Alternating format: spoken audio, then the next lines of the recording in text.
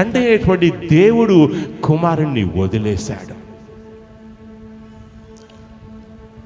ఇది తట్టుకోలేక కుమారుడు సెలవిచ్చాడు, ఏలీ ఏలీ లామా సబక్తాని, నా దేవా నా దేవా నా చెయ్యి ఎందుకు విడిచితివి, నా చెయ్యి ఎందుకు విడిచావని కుమారుడు తండ్రి అయిన దేవుడి వైపు చూసి మొరపెడుతున్నాడు.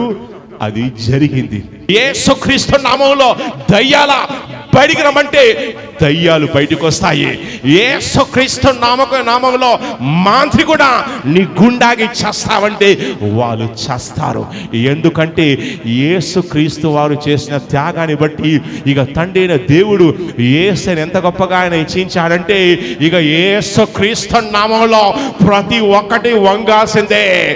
ఎవడైనా సరే, ఎంతటి వాడైనా సరే, దేశాన్ని పాలించే నాయకులు కావచ్చు, రాష్ట్రాల ముఖ్యమంత్రులు, దేశ ప్రధానులు ఎవరైనా కావచ్చు, ఎంతటి వాడైనా సరే, యేసయ్య మరణాన్ని జయించి లేచాడో, దేవుడు ఆయన్ని శిక్షించాడో, ఇక శిక్షించే బాధ్యత యేసేకి ఇచ్చాడో.